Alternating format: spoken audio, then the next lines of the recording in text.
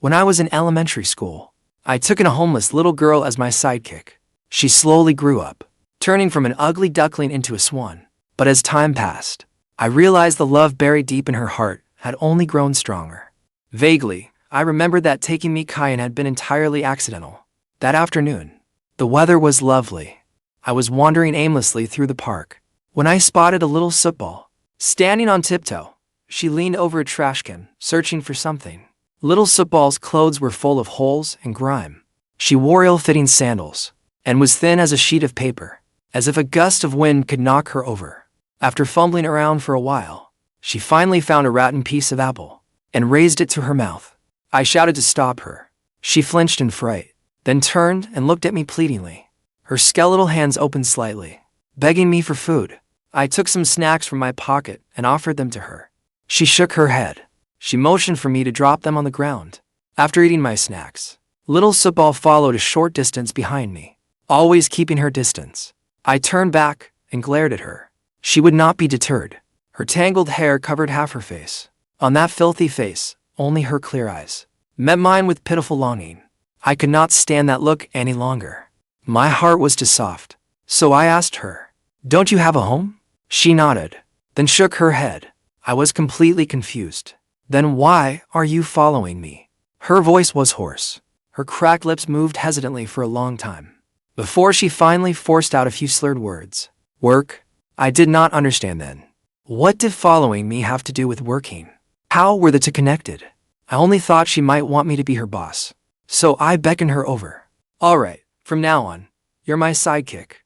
I'm your boss." She nodded, though she looked confused. I took her filthy little hand, its knuckles jutting out, and enduring the smell, led her to my family's villa.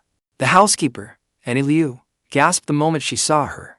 She asked why I had brought this little girl home.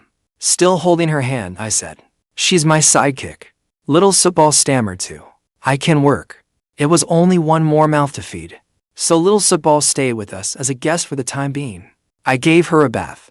With a grand wave of my hand, I generously let her wear my clothes too. Afterward, she was much cleaner, but her skin was still a sickly waxen yellow. The clothes hung a little too large on her, and her long hair still hid half her face. Her scarred little hands clutched the hem tightly, while her eyes were full of unease. I scratched my arm, then my head, then shared the snacks from the living room with her. She was tiny, but she ate quickly. At dinner that night, she polished off 3 huge bowls of rice in one sitting. Nanny Liu stared in amazement. "She's so young, yet she sure can eat. What's the little guy's name?" "Mimi Jowdy." I did not understand. "Jowdy? What kind of name is that? Don't you have a little brother?" Nanny Liu shot me a glance, then turned to the girl, her eyes full of pity. "So you're a girl. Where is your family?" "Mom and Dad had a son, so they didn't want me anymore." Nanny Liu kept asking her questions, wanting to learn every detail of her background. Finally, she took me into a room and asked quietly, "Young master, everything she said seems true. Poor little thing. Should we take her in? If not, we could send her to an orphanage. At least she would not have to beg for food." I was still puzzled by what had just happened. She was a girl, but weren't girls supposed to be princesses? Weren't they supposed to be beautiful? "Young master, there are far too many ordinary people in this world. There are not nearly so many princesses and princes." I nodded, still too young to understand much. Meanwhile, little sootball had somehow appeared outside the door. Before I could answer, she dropped to her knees with a thud. She even looked ready to bang her head on the floor. I panicked, not knowing what to do. "No, no, no, we'll take you in. You do not need to bow to us." I rushed over to help her up, but she was too stubborn to move. In my panic, I dropped to my knees and pressed my forehead to the floor for her too. Nanny Liu grabbed us both and cried anxiously, "Oh, goodness. You two little troublemakers. What on earth are you doing?" We could not find any records for little sootball. So, when we registered her, we gave her a new name, Mikai. Mikai was very hardworking. She rushed to do every chore. She fought to do the laundry and cleaning. And she could even knit. She could keep busy from dawn till dusk. Even a workhorse would call itself lazy beside her. If she kept this up, Nanny Liu would be out of a job. After giving it some thought, we decided to send her to school. Private school was expensive, but my family was wealthy. So tuition and fees were no burden. I covered all her food, clothing, and living expenses. Whenever I had something good, I always gave her a share. After school, she always carried the snacks I gave her and followed behind me like a little fool. Wherever I went, Mikai followed. Her little face was so thin that it made her eyes look huge. The backs of her hands and arms were densely covered in scars. She always hid half her face behind her hair, her eyes darting about in constant alarm. At first, even a car horn would make her jump in terror. Only when she was by my side did she seem less frightened. Mikai was not much of a talker. She held the rabbit plushie I gave her in her arms. Whenever I teased her, she would stare at me blankly with innocent eyes. Mikai was especially afraid of thunder. Thunder's rumble was a shadow she could never escape. Whenever she heard thunder, she would run trembling into my room, curling her tiny body in a corner, hugging her knees. Her whole body shook uncontrollably, accompanied by the faintest sobs. I could not bear such a pitiful sight. Life is suffering, and I was mercy hovering overhead, ready to descend. So I called to her twice. Mikai, come to bed. She slowly climbed onto the bed, curling up and taking up barely any space. It felt as though the East African Rift Valley lay between us. I said helplessly, move over a little, Mikai. Can you even sleep like that? She inched closer, resting both hands on my stomach. My handsome face was reflected in her clear eyes. Tear tracks marked the reddened corners of her eyes. I warmed her icy hands and feet. I was so sleepy I kept yawning. Do not be afraid. Big brother is here. I've got your back. Your life will get better from now on. Before long, I felt my face getting wet. Hey, what are you doing? Mikai said timidly. Big brother, when Little Yellow used to be affectionate with me, he loved licking my face. Little Yellow? Mikai gave a soft hum, her voice full of sadness. He was the dog I raised. But then he was gone. What happened? Someone stole him and butchered him. Mom took half, and Dad took the rest. I could not do it during the day, or I would get scolded. I had to wait until everyone was asleep at night, then secretly piece Little Yellow's bones back together and bury him in a little mound I made. Mikai thought for a moment. Then I made lots of little mounds to bury. Butterflies, grasshoppers, spiders, and green frogs. Adults said the dead should rest in peace. So, I wanted the little animals to rest in peace too. Maybe one day, a kind person will bury me the way I buried those little animals, too. Mikai's eyes were clear and bright. Her tone was cheerful, yet she spoke such heavy words. I had no idea how to respond. All I could do was sigh and hum her a tune. She blinked, then finally fell asleep after a while. But tears still clung to her lashes. Mikai was like a newborn kitten. Even asleep, she clung to my arm for comfort. Well, I was not sleeping tonight. My stupid mouth had to ask everything. Now look what happened. So moved I could not sleep, huh? Out of pity and sympathy for Mikai, I gave her even more care. Whenever I saw food or toys, I bought them for her. I did not know how to comfort people. Whenever she was unhappy, I bought her something to eat. Sometimes, I held her as we slept. At home, Mikai would always stare at me with those huge eyes. She did nothing but watch me. Just stared and stared. I had no idea what she was looking at. I would poke her increasingly chubby little cheeks. She would suck on my arm, hugging it like it was a toy, and refusing to let go. Her voice turned soft. In her gentle, childish voice, she pleaded sweetly. Hold me. Please do not go. I felt my heart melt. All right. Whatever you want. She did not like wearing dresses. There were so many scars on her body. She always thought she was ugly. Annie Liu and I took her to the hospital several times. We bought some traditional medicine to apply to her wounds and waited for her to slowly heal. She was afraid others would reject her. If they rejected her, they would abandon her. That was why Mikai had always been so obedient. She did not cry or ask for anything. She only liked following behind me. When she ran, she waddled from side to side, like a little penguin.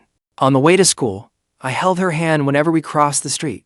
If we met classmates who stopped to talk to me, she would immediately hide behind me, clutching my clothes and watching them timidly.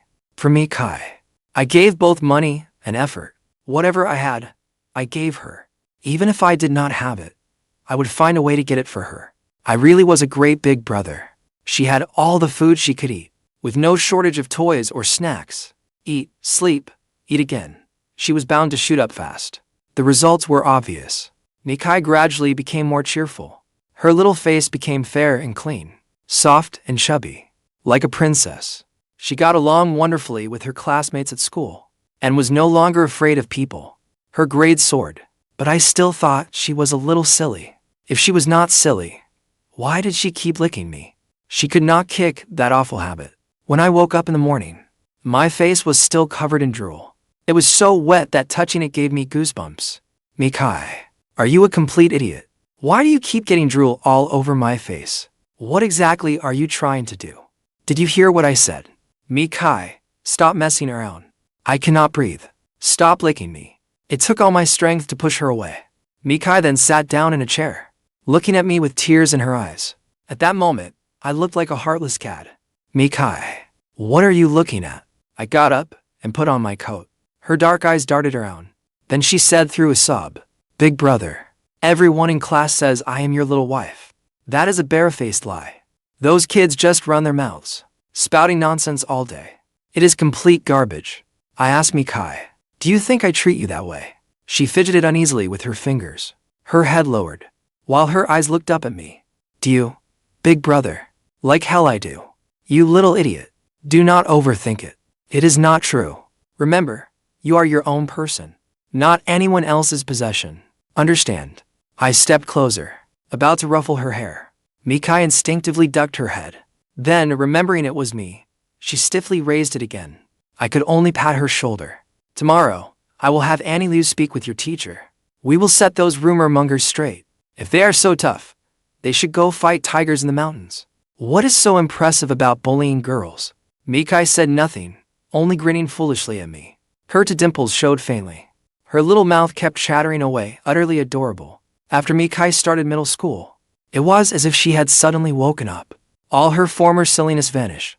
She was a year older than me, but she had started school late. So we took the high school entrance exams in the same year. I did not attend a private high school. With my mediocre grades, I went to an ordinary public high school. Mikai had excellent grades. She got into the city's top high school. Compared with her, I was like a mindless robot.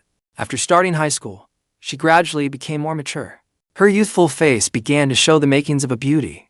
Her personality became much more composed too.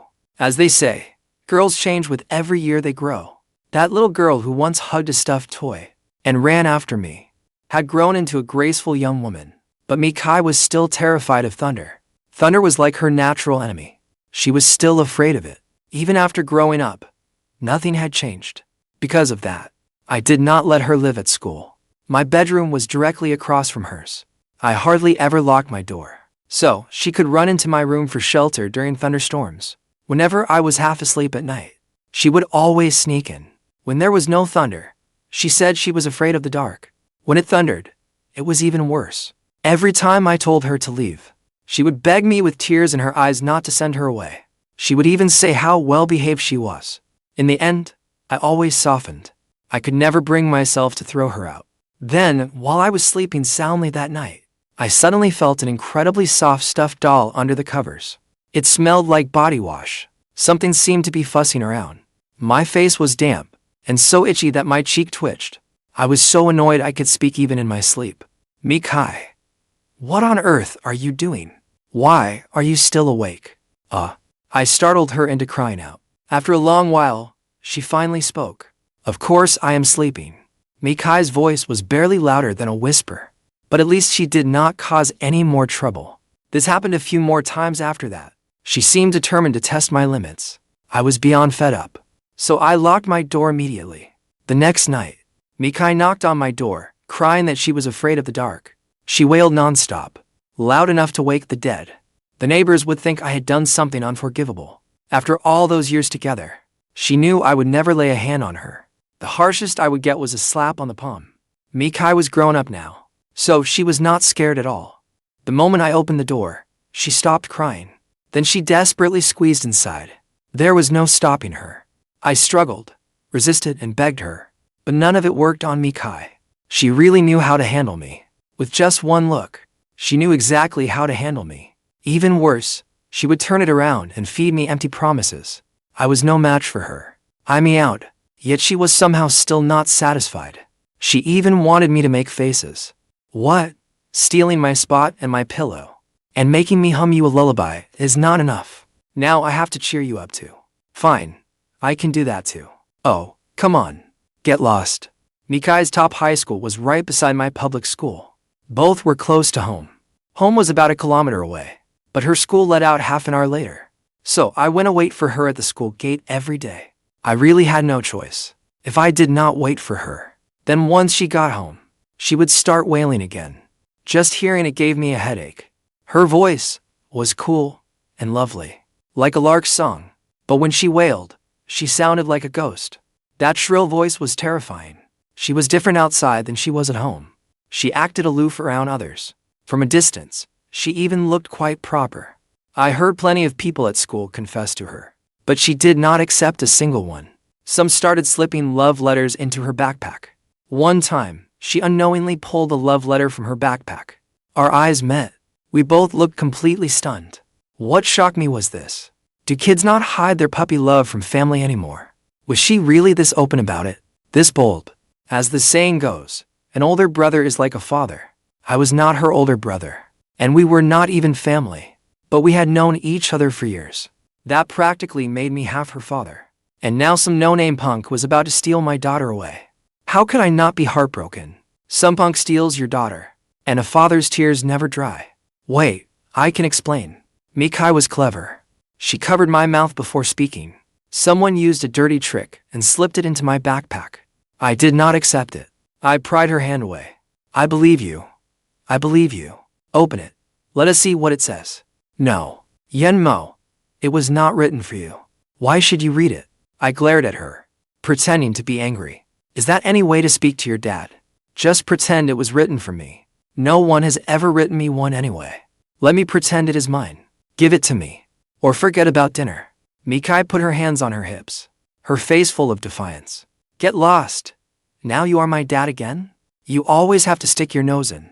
Pretending it was written for you, too. You clown, Yunmo. And another thing. If you do not let me eat, I will keep you up all night. As Mikai said that, she tore up the love letter and tossed it into the trash. I waved my hands repeatedly. What a shame. What are you sad about? I kept shaking my head. This girl has no manners at all. She immediately gave my arm her signature merciless twist.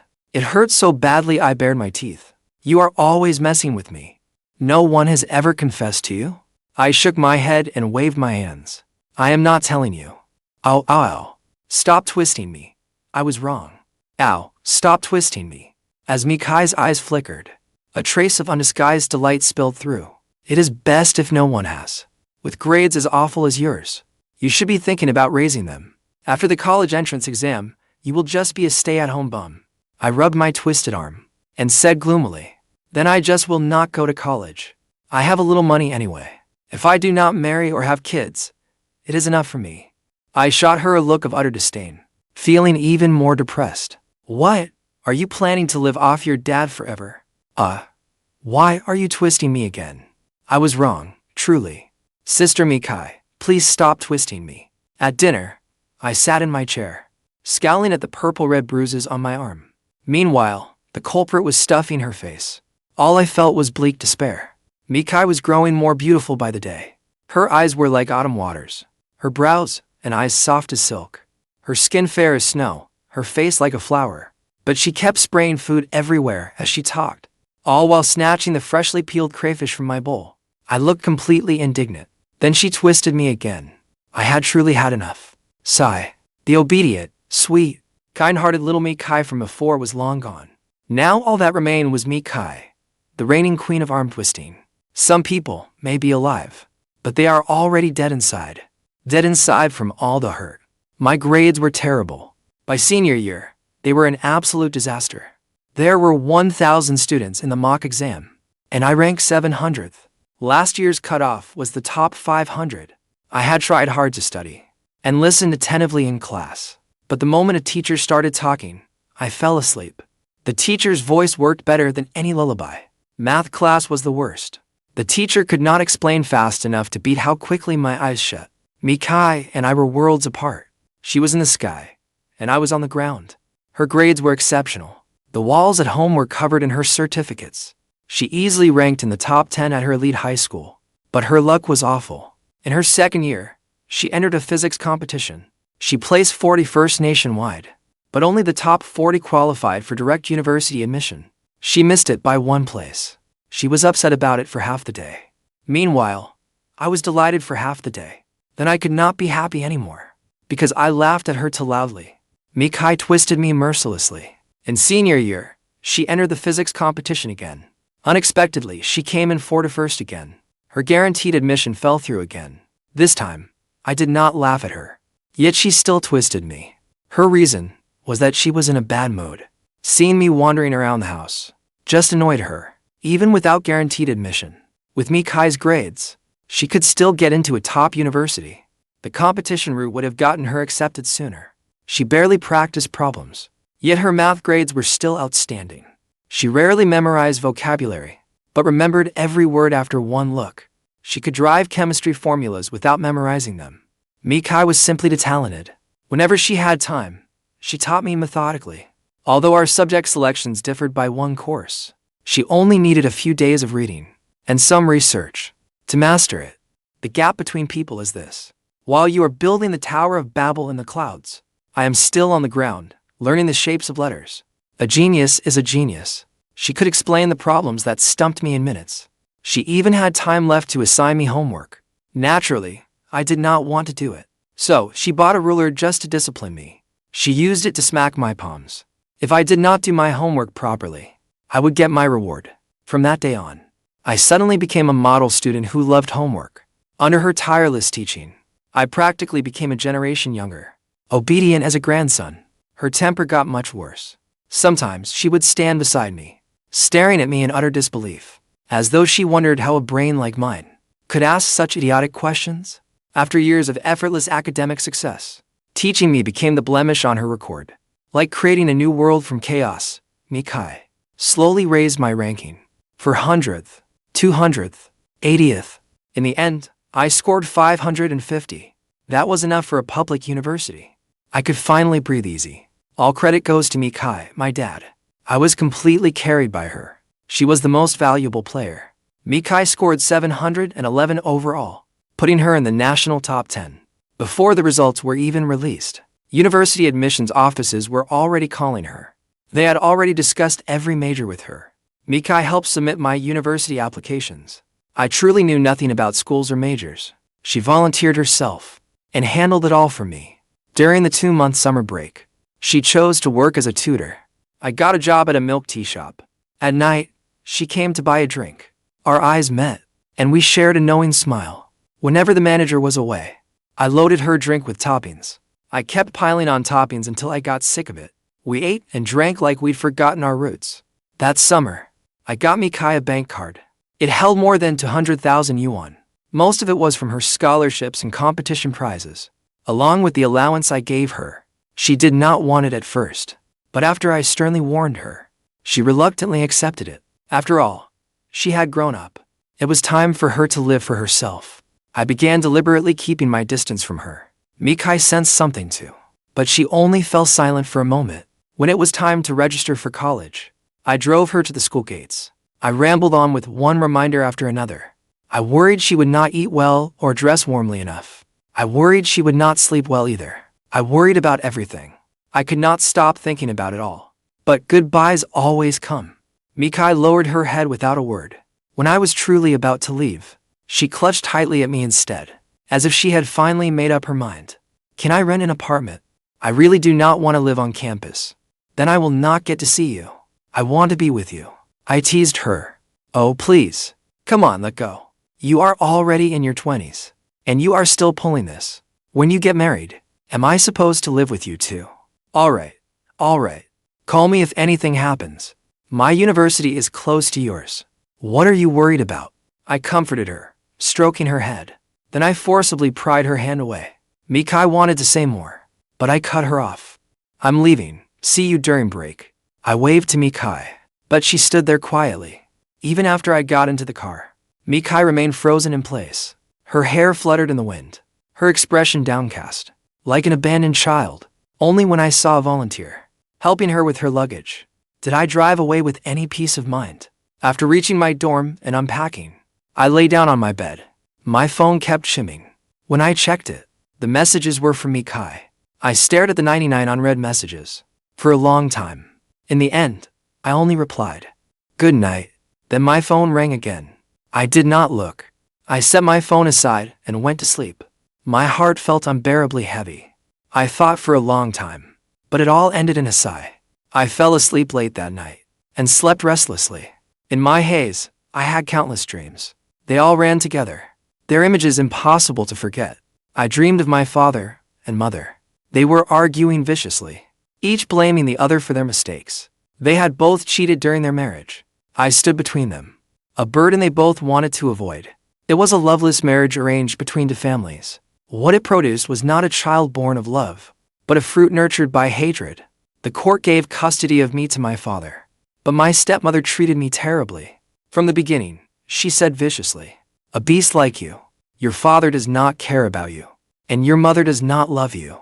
You should have been drowned at birth. No, drowning you would land me in prison. Why not take a rope and hang yourself instead?" I once thought that if I just endured it, I could earn my father's love, but I waited 2 years. All I got was my stepmother's newborn child and her unrestrained abuse. I wanted to find my mother, but she had long since started a new life. She held a newborn baby in her arms. She was just like my father. Only when facing the child she loved could she wear a happy smile. That smile would never be meant for me. When my mother saw me, she immediately frowned. She warned me not to bully her child. I nodded numbly, like a stinking sewer rat, greedily soaking up someone else's happiness. My mother told me, "Yunmo, I am sorry, but you are the unwanted one. I cannot give you a mother's love. I do not love you. You have seen enough now, have you not? Just go. I will send child support every month. Go find your father. Do not bother me again." In a daze, I went back to my father's house. That night, I came down with a fever that would not break. After 2 days and 1 night of fever, I nearly went into shock, afraid something would happen. They sent me to the hospital. I spent 4 days in the hospital before I could get out of bed. No one came to see me during those 4 days. That was because I was the unwanted one. That was when it finally became clear to me. I suddenly woke up to the truth. If that was how it was, then I would take their money. They were all respectable people. What they feared most was their dirty secrets being exposed. To powerful families, reputation matters most. I kept making a scene over and over. Only after a long time did I receive a total of 4 million yuan and a villa downtown. That gave me security for the future. But the price was losing my family. We never had contact again. I lived and went to school on that money. Through an agency, I found Yuma, a housekeeper. And later, I raised Mikai too. When I first met Mikai, it was not pity. I saw my own reflection in her. By helping her, I was helping myself too. But I was luckier than she was. I had money and could live well. As Mikai grew older, she became more and more exceptional. She only made me seem more mediocre and ordinary. I knew exactly what I was like. A rat can spend its whole life seeing only filthy water in the gutter. But rabbits are different. They can run free across the fields. But this was no fairy tale. One day, she would rise even higher. She would surely see me as a burden. I had been abandoned too many times to count.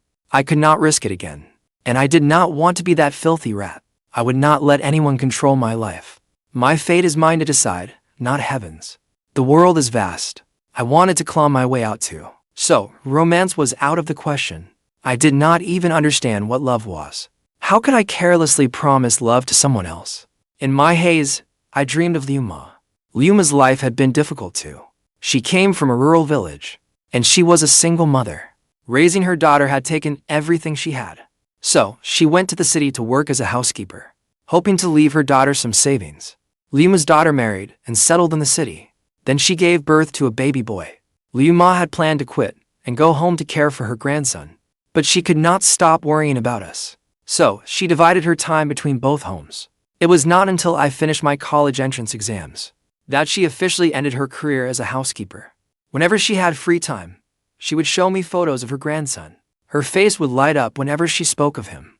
She sighed and told me, "People from the village do not accomplish much, and we do not make much money, but we still live happily." Over the course of a lifetime, Once you reach your 50s or 60s, you still want your children and grandchildren around you, no matter how much you suffer out in the world. When you come home, someone still calls you grandma or grandpa. Oh, then your life has been worth it. I gave Liuma's little grandson a cash gift. She could not refuse me. She gripped my hand tightly and said with a smile, "Young master, you are very fortunate. Mikai is a wonderful girl. You two grew up together, so you have a strong foundation." When I first saw little Mikai, oh, she was so dark and ugly. But you never looked down on her, young master. You even invited her to your home. In the blink of an eye, so many years have passed. I can tell you two are made for each other. I tried to brush it off with a bitter smile, but that only made her more enthusiastic. Liuma simply hoped I would find a good partner.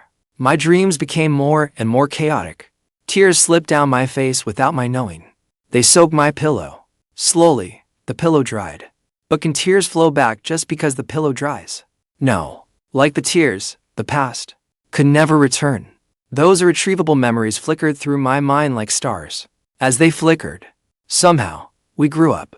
Once we grow up, we understand. Fairy tales are all lies. Why would a princess ever favor a beast in rags? How could a girl gray as Harthash ever wear a golden crown? It was all a lie. I deliberately gave Mikai the cold shoulder.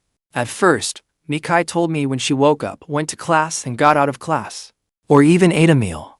But gradually, she realized she could say so much and receive only a couple of words from me hours later.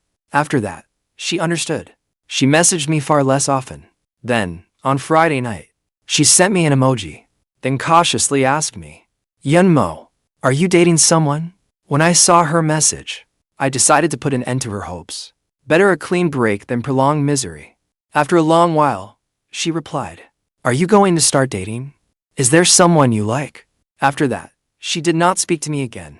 Then she suddenly invited me out the following Sunday. At first, I refused again and again. But Mikai invited me again and again. She said she wanted to say goodbye to the past. I understood how she felt. After all, dragging it out would only hurt us both. Reluctantly, I agreed. The place was a villa. She told me it belonged to one of her classmates. No one usually lived there, so she had borrowed it for the day. This time, she wore a long white dress. She had clearly dressed up with great care. A hair clip rested in her hair. She looked elegant and serene. She cooked the meal herself and made many dishes. They smelled delicious, but I had no appetite. Mikai kept watching me with a smile. There was something chilling about that smile. It was deeply strange. I could tell she was up to no good. I did not dare drink the red wine she poured for me. I was afraid the wine had been laced with an aphrodisiac. Halfway through the meal, Mikai took a little red box from her bag. Her eyes rimmed red as she said, "You have found someone better now. I sincerely wish you happiness. I am ready to accept that person's confession too, and wear the diamond ring he bought me." Mikai opened the box. Inside lay a gleaming pair of silver rings. I was silent for a long time. Then I said hoarsely, "That is good. Really good." Mikai pressed me again. Her voice was cold. She glared straight into my eyes, as if confirming whether I meant it. I did not dare meet her gaze. I lowered my head like a beaten dog. "How, Yunmo? Then thank you for looking after me all these years." Sadly, fate only gave us enough time to meet, not enough to stay together. She raised her wine glass to me. With no choice, I raised my glass and drank the red wine. She looked devastated. Then she walked to the villa's front door, lowering her head to wipe away her tears. Her sobs grew louder and louder. I remained silent, not knowing what to say. I stared blankly at the table. Before long, my lower abdomen began to burn. My vision gradually swam. Mikai slowly split into two before my eyes. "It is so hot. What did you make me drink?" I struggled to stand. I swayed and nearly fell. I braced myself against the chair, gasping for air. She suddenly turned around. The corners of her eyes were red. She looked equally shocked. She quickly composed herself and slowly walked over. "How did this happen?" "I do not know what happened." Mikai sounded frantic, with a catch in her voice. Her soft breast seemed to brush lightly against me. I swallowed hard. I tried desperately to push her away, but could not break free. I could only point at the red wine. "There is something in this wine. A classmate gave it to me. I do not know what to do either." She pinched my arms hard with both hands, like crab claws trapping me in place. She whispered beside me in a worried tone. her warm breath brushing my ear. I felt like I was about to explode. Mikai. Hurry and look for an antidote in the living room. Mikai immediately let go and searched all around the living room. Before I could breathe a sigh of relief, she pulled a whole pile of black rods that looked like flashlights from a cabinet. Then came a third one. When she pulled out a fourth, I nearly lost it. What the hell are those? Did you buy them wholesale? Without looking up, she said. Stun guns. I was already grimacing in agony. My heart sank. Carefully, I asked, Mikai, why not check the kitchen? She said nothing and silently walked into the kitchen. The moment she entered the kitchen, I immediately staggered forward, forcing myself to keep moving. I barely made it to the door, but it would not open. Great, this time all hope truly died. Numbly, I leaned against the door, then slid down onto the floor. Mikai had already come back out. She was only 5 or 6 steps away. She covered her mouth with one hand and held the stun gun in the other. Her eyes were filled with helplessness. The handle will not turn, will it? The door at my classmate's place is always broken. I told him he should get it fixed, but he is always too lazy to do it. What are we going to do? Yunmo, are we trapped here? I understood what she meant. Completely defeated, I stopped struggling. To earn her forgiveness, and for my own sake, I had to tell her the truth. Mikai, I am sorry. I do not actually have a girlfriend. I lied to you about that. I have never been good for much. People had to push me to go to school. I was always eager to eat, yet lazy in everything else. I am already in my 20s and have achieved nothing. I have drifted through life in a fog. I truly feel useless. I have always felt I do not deserve to be with you. I am sorry. I lack the courage to accept your love. I am just a coward. I kept pouring out my true feelings. My heart burned, yet it also ached. It was the double torment of ice and fire. Mikai froze for a moment, then slowly came closer. She knelt down and held me tightly. Her voice trembling, she said, No, Yunmo, whether you are rich or poor, hardworking or lazy, in my eyes, you are simply you. You do not need to prove yourself to anyone, and no one has the right to demand that you do. Those successful people on their pedestals are no different from ordinary people to me. They are all just strangers, with nothing to do with me. But you are different, Yunmo. You are the only one in my heart, the one I have always dreamed of. I was stunned. I let her lick away the tears at the corners of my eyes. Just as I was about to speak again, a sudden electric shock shot straight through my brain. It crackled wildly. She shocked me so hard I was practically dancing in place. What the hell? Mikai. Damn it. Why did you not turn off the stun gun? I am about to be shocked into orbit. Mikai and I started dating. When we first got together, the first thing she did was inspect my phone. She practically wanted to peel it apart layer by layer. Once she confirmed I had only been bluffing, she gave me a thorough scolding. It left me so exhausted I could barely leave the room. Afterward, she settled the score. She said she never imagined I would push her away because of my insecurity. She even said, Well, aren't you something? I was finished. Completely finished. She lectured me in that room for another 3 days. This time, I was truly wiped out. On the second day of dating, we rented an apartment. On the third day, she had me buy matching rings. Proudly, she said she did not care at all. She was only testing me, but she was actually trembling with nerves. She deliberately spread her fingers apart, so I could put the ring on more easily. The silver rings in that little box earlier had been borrowed from her classmate. She only wanted to rattle me. The days that followed were simple and sweet. We rarely argued. Even when we did, we quickly made up. When you love someone, how could you bear to make them sad? Everything else was wonderful, but it took a toll on my back. As soon as night fell, she tossed her head and went into the room. I was going to die. Then, in our second year together, she put college on hold to start a business. I was afraid she would suffer, so I put college on hold too, to stay by her side. She went through a great deal. Before dawn, she would be out looking for a place to set up a studio, seeking sponsors, recruiting staff, and finding clients. I knew nothing about running a company, nor did I have a head for business. So I just stayed with her and handled odd jobs. We worked until midnight every day. We would just spread blankets on the floor. I had to drag her away before she would sleep. She liked sleeping close to me, so I let her sleep sprawled across my stomach. I was very thin. My stomach was the only part of me with any softness, so she could be more comfortable. Even deeply asleep, she was still restless. She kept making little sounds, like a soft bunny. We kept at it like that for over half a year, until things finally began to look up. During that time, I poured several million of my marriage savings into it. That was practically everything I owned. Just thinking about it made my heart hurt. But a few kisses from Mikai, and I was fine. Forget it. As long as she was happy, that was enough. Having too much money is pointless. Why live like a miser guarding your fortune? You cannot take it with you when you die. We built a solid foundation in the first 6 months. Then everything took off in the next 6. Profits rose from over 100,000 to several 100,000. By the second year, they had topped 1 million. Mikai had not even graduated yet, but she had transformed into a wealthy woman. I benefited from it too. Becoming the rich girl's boyfriend, she transferred half her shares to me. I refused. I had invested my marriage fund. I had meant to use them when I married her. Using money she gave me to marry her just felt a little strange. Who knew she would scold me for that too? Honestly, I give up. So, what happened next? I lay back in my recliner, thinking over every little moment we shared. After we graduated, I proposed to her. Then we got married. I will remember for the rest of my life the moment I slipped the ring onto her finger. Mikai burst into tears.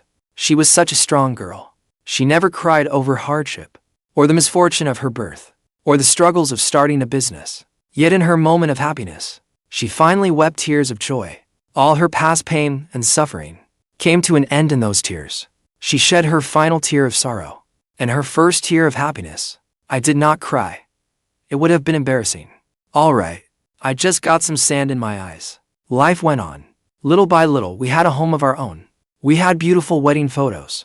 And we had the child born of our love. Our child gradually grew up. And we slowly grew old. Time faded so many things. But never our steadfast love. Even at the end of her life, she still held tightly to my fingers. Afraid I would leave, she would not let go for even a second. In my eyes, she was always that girl who never grew up. Even if time left its marks upon her face, even if time stripped away her beautiful exterior, even if she grew so old that she spoke as indistinctly as a babbling toddler, what would that matter? She still loved lying in my arms. I would close my eyes and listen to her tell me she loved me. Under the gentle sunlight, she intertwined her fingers with mine, wearing a shy but blissful smile, as she walked to the end of her life. So I put on a grave expression and told my granddaughter, deep in my memories, that wedding photo that will never fade. She will always shine brightly. My child, never let the lure of luxury or self-doubt blind you. With Grandpa's blessing, may you savor the sweetness of love. Hey, do not let some punk kid fool you. Bleh, bleh, bleh. Grandma was right all along. Grandpa really is an idiot.